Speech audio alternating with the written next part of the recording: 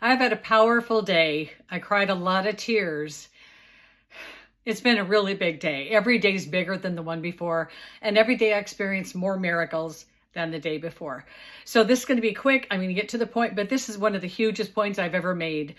And this is about who we are and why we're here. Our life is simple. We've complicated it. I'll go into deeper videos explaining how simple this is and showing how complicated the other experience is. What I have right here is a conversation I have with my Johns, my two Johns. These are two people who I fell in love with.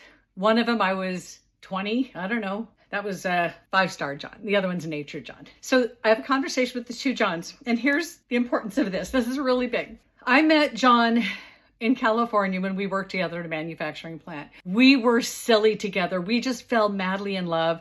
We were moving to Boston to get married. Everything was magical. We had a wedding dress made for me that was, he could tell you the design. And the designer who did the top to bottom, I had it custom made at Susie's Bridal Salon for $400. And I loved it. It was beautiful. It had a long train. It had seed pearls. There was a lot of details he wanted on my dress because it was going to be a Cinderella wedding. These things didn't matter to me. I didn't want them, but it mattered to him. And so I was okay with it. I was going to become a Catholic for him. Fast forward, before the wedding, I left. I left in April and we were getting married over Labor Day weekend, and it killed me to leave him. And I left the big ring, the diamond full carat marquee on a Tiffany setting that he gave me and he showed to everyone. We didn't have money. He didn't come for money, but he was going to have money. This man is the classic, the perfect example of manifesting the reality you want. We went in limousines places. We lived large and ate at the fanciest restaurants. He gave me that beautiful diamond ring because he wanted to have a life of comfort and luxury, and that was what he was going to have. He manifested it. He had it. That wasn't a life for me. And I didn't know at the time. I left because I didn't want the big wedding. That wasn't even it. I didn't want the future. I didn't want the big future with money. But I loved the man. Fast forward, I married Craig. That was to get me to another level of life. He was emotional. It was a different kind of relationship. We didn't connect at a space where I was in love. I was in need. I was taken care of until I had to grow really hard and fast, and I did. And then I met John. And it was the fun guy. I married the fun guy. We had so much fun. He did ridiculous things just during the early dating stages to be a big show off. All this stupid stuff he did, but it was fun. He was the fun guy. So John and I connected. We got married. We had Hannah. And for 18 years, he was John the fun guy doing his thing. And I was a mom. I was not a stay-at-home mom. I worked in radio, but I was a good mom. She'd come home crying, upset. I'm like, what happened? So-and-so did this. Call them now. No, she did. They'd be over like that. Everything was over in an instant. Everything was solved. It was magical. It was easy. And then she got a girlfriend her junior year. I had a tailbone infection, so separation started. But then I didn't know how much the influence of money really took over because I never had it growing up. We were married to it for daddy number 3, but it wasn't our money. We lived in a nicer place for a minute. But I never grew up with money. And so not having it made me figure everything out. There's no disability to this woman. There's nothing I can't do, won't try. Cliff diving, you name it, done it, been there, try everything. And I'll do it all again because I've got my most youthful essence and energy now that I'm back to being me. So what this is about is these two Johns I fell in love with because we had so much fun. I became a really good skier. I became a whitewater rafter. I became a guide. I was already a whitewater rafter. That's how we met. We had that in common. But there's nothing I wouldn't try. And all these women I was surrounded by with all the other moms and families, they didn't do anything. And it was like, one would do that, one would do that. But it was like, they're mostly blobs. They didn't do anything. They had hobbies. They never did anything to find out who they are ever. They're just moms. And that's not why we're here. With John and John, I was in love. I was happy with the person.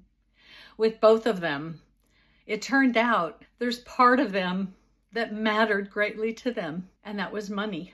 And it couldn't matter to me. I had anything I wanted. I could, it was an easy life, but it didn't matter. And that's why I was pulled away and I've done what I've done. These two are my friends, and they will probably always be my friends. When I left John, when we were recent John, Nature John, I didn't see myself as being his friends or getting together as family, but then I know why. And this is it, guys. I fell in love with Nature John. We had a child together. When I first had that child, I was on a lot of medication, but I remember looking at her, and I'm living from this space already, and I'm like, she's cute. No part of her ever felt like she was mine. It was my responsibility to keep her alive and healthy because she had heart issues and we had a lot of surgeries and stuff we had to deal with, but she wasn't mine. I never felt a motherly connection because that doesn't exist. The cord is cut. The eggshell cracks. They go the other way. But I was a great mom. I made this kid strong. I woke her up in the middle of the night to make a snowman because the snow was going to be gone in the morning and she'd have to go to school. I was a very good mom. I made her strong. And then she went to college and she didn't have to work, which I insisted she work, but Dad's like, no. He just always made excuses for why she didn't have to work. But I'm like, how can somebody grow and get really strong? I can't help but cry. If they don't have to go get in the trenches with the people that they don't want to have to get along with. What if they have to work in radio with people like Lou, who's like a toxic cancer that walks in? It's like, and we all had to experience Lou. Why would we set ourselves up for these interactions like my first fiance did to create the world we want, which he did? So when you go to work, when you work at restaurants, you work fast food, you schlep groceries, whatever you do, you're working with other people and personalities. You have to schedule your life. You have to schedule your reality. You have to make time for homework. You have to learn how to budget your energy, your time, your currency. My child never had the opportunity to do that because she had money. And so these things that I wanted her to do that she didn't have to do, she resented. And she never had to. This is the bottom line. There's a human being who lives in Southern California now who's going about her life, and that's fine. She came out of me, but there's nothing the two of us have in common in any way, shape, or form. I've become the strongest version of myself, and I take care of myself, and everything I need is provided. I am abundant, and I live in a thought-based world where I know to stay positive, stay upbeat, stay in bliss, because if you're there, you always get more of that. If you're in an emotion-based world where you're sad, you're disappointed, you're jealous, you're anything, you just keep spiraling further down, and you never have to do that. You never, ever, ever have to. So I have this person that I created, but she's not mine. She belongs to the world. She was supposed to leave me and find her path. She found a girlfriend, and then she found money. Her girlfriend's doing great. I believe she's married, and she's going to do wonderful things. But without a fire in your belly, without a need to get something done to figure out how to make things happen, I don't know where you ever get that fire. And so people raised with privilege, my ex, my daughter, the president, they never had to get in the trenches with the rest of us to experience living at the fullest level to where we know how to do everything. We are the blood, gut, sweat, and tears of this planet. We know how to make this world work, but we have to sit back and watch these people who don't know how to do anything, Google it, and they get to spend thousands of dollars on destination weddings and have good old time when the rest of us don't have money, but we're happy. We're fulfilled. We are fulfilled. I do not have a relationship with my child, and I never will, because this person grew up with money and lives like Rob Reiner's child. Expectation of, well, you started this and I've always had it. You're not stopping it now. Her only fear she ever had when she told me this, when I was running away with Alden, which I was disposable at that point because she had money. Her only fear was that his new woman would cut her off. That's when I knew there was nothing I could do. There was nothing I could do. I couldn't feel that if my life depended on it. I've pulled myself up from the bootstraps by myself every day of my life. I found my path. I did things the way we're supposed to. We're not supposed to own or raise our children.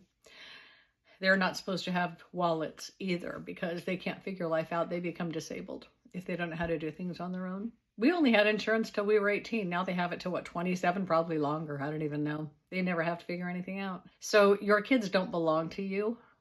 They never will. I'm going to do so much writing today because I was shown a video today, like we would never pick. It wasn't a video, it was a vision. Like I see me and my two sisters and my mom, and it's like, we would never have picked to be in a cluster together. My mother was merely the fertile place where we were to be born and let go and find the nurturers who let us go to the next step. But we were in the family way because that's the way the world believes it, and we would never benefit. No, we would never have been able to stay together in a lifetime. You're not meant to be with those people. Even your identical twin. You may look alike, but you have doppelgangers everywhere.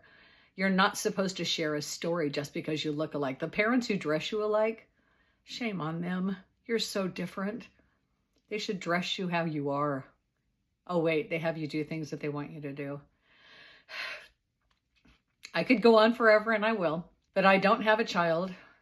I have two friends who I was partners with, but that part of them I couldn't experience. And so the friend part I can always be.